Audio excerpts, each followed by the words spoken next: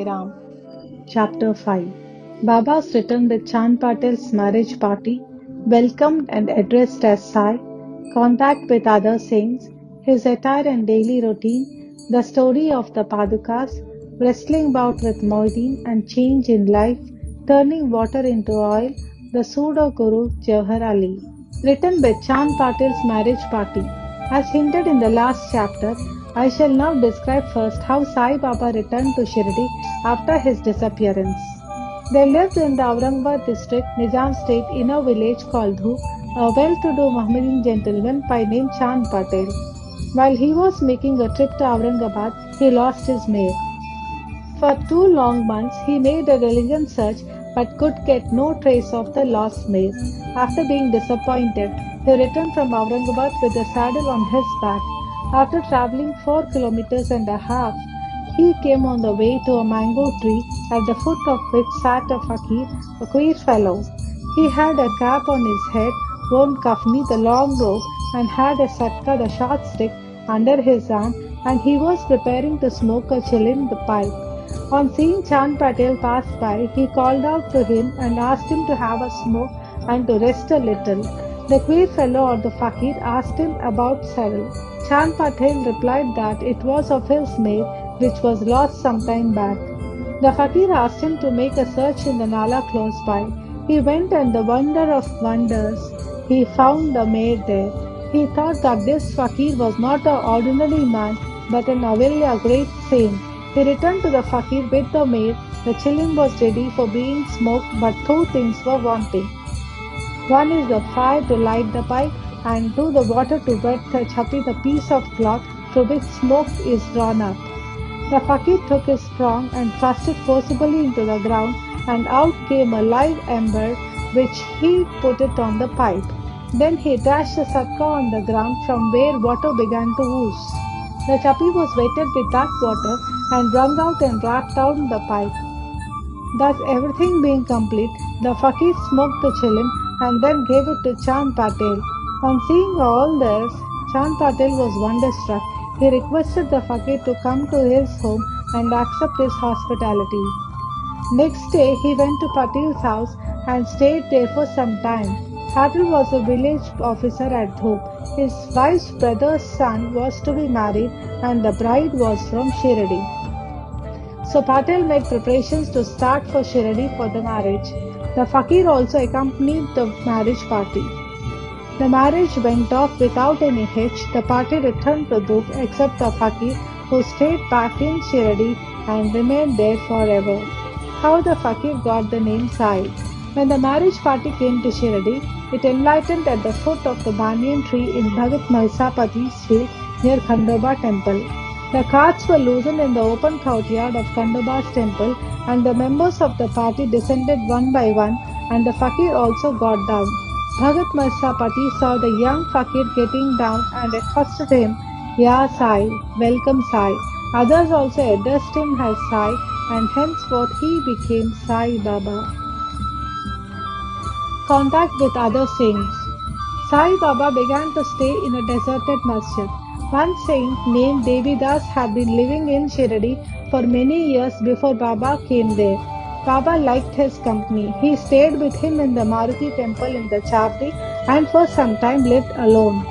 Then came another saint by name Janaki Das. Baba spent most of his time in talking with him, or Janaki Das went to Baba's residence. So also one Vaishnava householder saint from Putambe by name Gangagir also frequented Shirdi. When he first saw Sai Baba carrying pitchers of water in both hands for watering the garden, he was amazed and said openly, "Blessed is Shirdi that it got this precious jewel."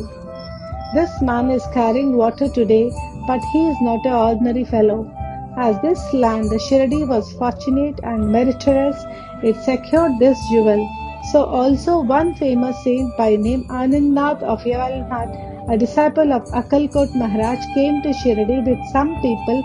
When he saw Sai Baba, he said openly, "This is a precious diamond in reality. Though he looks like an ordinary man, he is not an ordinary stone, but a diamond. You will realize this in the near future." Saying this, he returned to Yevala. This was said while Sai Baba was a youngster. Baba's dress and daily routine. In his young days, Sai Baba grew the hair on his head, never had his head shaved. He dressed like an athlete. When he went to Rahta 3 miles from Shirdi, he brought with him some plants of marigold, jai and jew, and after cleaning them, he planted and watered them. A devotee by name Vaman Tathya supplied him daily with 2 unbaked earthen pitchers. With these, Sai Baba himself used to water the plants. He drew water from the well and carried the pitchers on his shoulders. In the evening, the pitchers were kept at the foot of the neem tree. As soon as they were placed there, they broke as they were made of mud and not baked. Next day, Tatya supplied 2 fresh pitchers. This course went on for 3 years, and with Sai Baba's toil and effort, they grew a garden. On this site at present stands the big mansion Samadhi Mandir of Baba, which is now frequented by so many devotees. The story of Padukas, the footprints under the neem tree. A devotee of Akkalkot Maharaj by name Bhai Krishnaji Alibadkar worshipped the photo of Akkalkot Maharaj. He once thought of going to Akkalkot in Solapur district, take the darshan of the Padukas footprints of the Maharaj and offer his sincere prayer there, but before he could go there, he got a vision in his dream. Akkalkot Maharaj appeared in the vision and said to him, "Now Shirdi is my resting place. Go there and offer your worship." So Bhai changed his plan and came to Shirdi, worshipped Baba, stayed there for 6 months and was happy. As remnants of the vision, etc., he prepared the Padukas and installed them on the auspicious day of Shravan Shaka, 1834, that is 1912 AD, under the neem tree with due ceremonies and formalities conducted by Dada Kelkar and Upasani. One Dikshit Brahman was appointed for worship and the management was entrusted to devotee Sagun. Complete version of this story. Mr. B.B. Theb, retired Mamlatadar of Thana and a great devotee of Sai Baba, made enquiries about this matter with Sagun Mayor Naik and Govind Kamalkar Dikshit and has published a full version of the Padukas in Sai Leela, Volume 2, Number 1, page 25. It runs as follows. In 1834 Sakha, that is 1912 AD, when Dr. Raman Rao Kothare of Mumbai came to Shirdi for Baba's darshan. His compounder and his friend Bhai Krishnaji Ali Bhakkar accompanied him. The compounder and Bhai became intimate with Sagun Mayor Naik and G.K. Dikshit. While discussing things, these persons thought that there must be some memorial of Sai's first advent at Shirdi and his sitting under the holy neem tree. They thought of installing Baba's Padukas there and were going to make them of some rough stone. Then Bhai's friend the compounder suggested that if this matter was made known to his master, Dr. Ramarao Kothare, he would prepare nice Padukas for this purpose. All liked this proposal and Dr. Kothare was informed of it. He came to Shirdi and drew a plan of the Padukas. He went to Upasani Maharaj in Khandoba's temple and showed him his plan. The latter made many improvements, drew lotus, flowers, conch, disc, maize, etc. and suggested that the following shloka regarding neem tree's greatness and Baba's yogic powers be inscribed. The verse was as follows. Sadanimba vrikshasya mooladhivasa Sudastavinam tiktamapyapriyantam Tharunkalpa vrukshadikam sadhayantam Namamishwaram Sadgurum Sainadham. Upasani's suggestions were accepted and carried out. The Padukas were made in Mumbai and sent to Shirdi with the compounder. Baba said that they should be installed on the Purnima of Shravan. On that day at 11 a.m., G.K. Dikshit brought them on his head from Khandoba's temple to the Dwarkamai Masjid in a procession. Baba touched the Padukas saying that these are the feet of the Lord and asked the people to install them at foot of the neem tree. A day earlier, one Parsi devotee of Mumbai named Pasta Sheikh sent rupees 25 by money order. Baba gave this sum for the installation of the Padukas. The total expense of installation came up to rupees 100, out of which rupees 75 were collected by subscriptions. For the first 5 years, D.K. Dixit worshipped the Padakas daily, and then this was done by Lakshman Kacheshwar Jakhadi. In the first 5 years, Dr. Kothari sent rupees 2 per month for lighting the lamp, and he also sent the railing around the Padakas. The expense of bringing the railing from the station to Shirdi, presently 7.5 rupees, and roofing was paid by Sagun Mer Naik.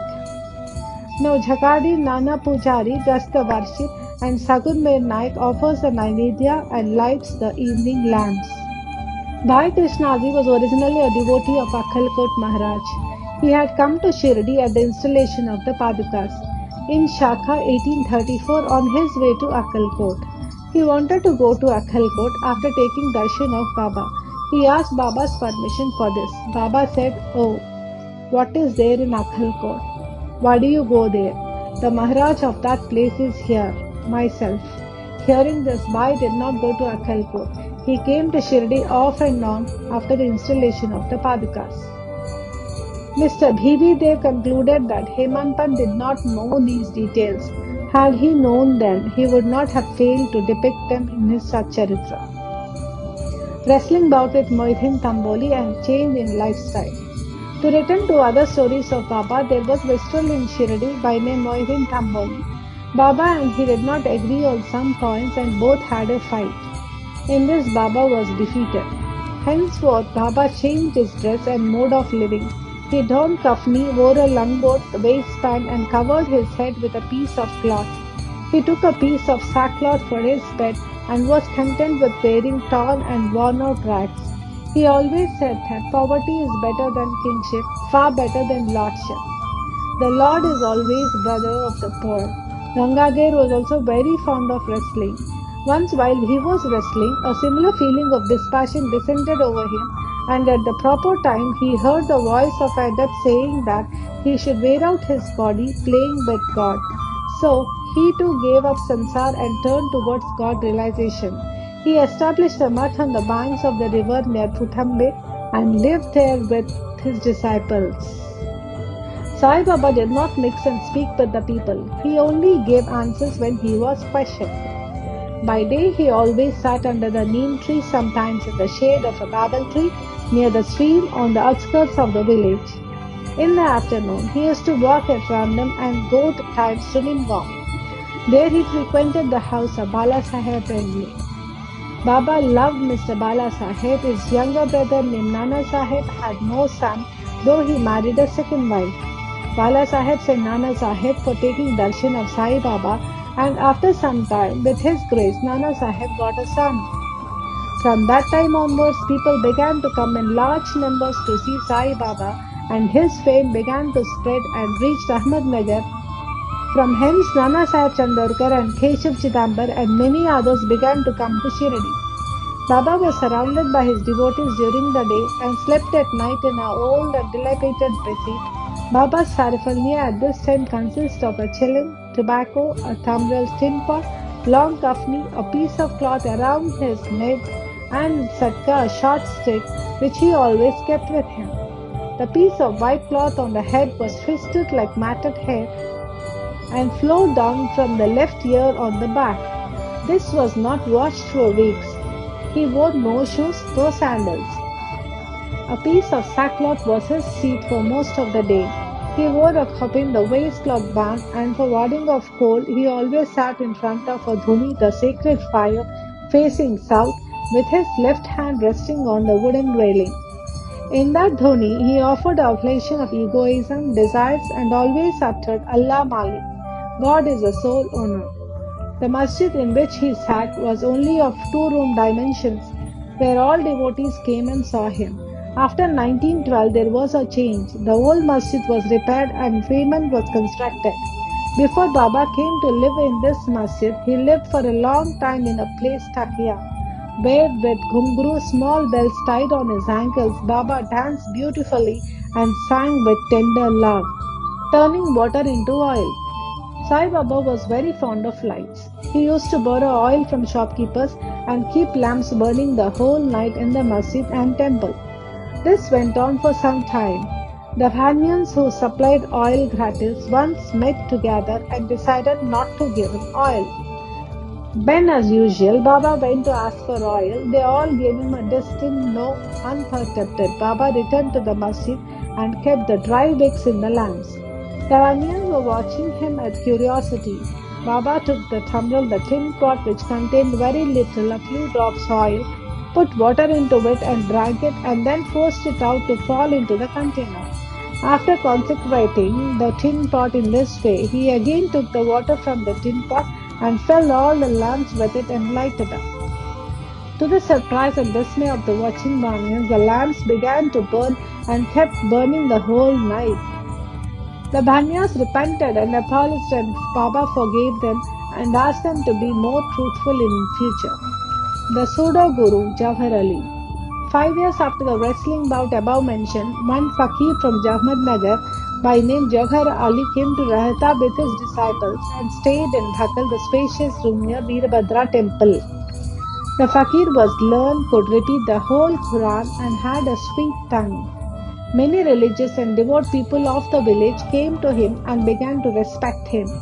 With the help of the people, he started to build a Eidgah, a walled enclosure in which Mohammedans pray on Eid day, near the Veerabhadra temple. There was some quarrel about this affair on account of which Jawahar Ali had to leave Rahta. Then he came to Shirdi and lived in the masjid with Baba. People were captured by his sweet talk and he began to call Baba his disciple. Baba did not object and consented to be his Chela's disciple. Then both Guru and Chela decided to return to Rahata and lived there. The Guru never knew his disciple's worth, but the disciple knew the shortcomings of the Guru. Still, he never disrespected him, observing carefully his duties. He even served the master in various ways. They used to come to Shirdi off and on, but their mainstay was in Rahata. The loving devotees of Baba in Shirdi did not like that Baba should stay away from them in Rahata. So they went in a deputation to bring Baba back to Shirdi. When they met Baba near the Eidgah and told the purpose for which they came, Baba said to them that the fakir was an angry, ill-tempered fellow, he would not leave him, and that they should better go back to Shirdi without him before the fakir returned.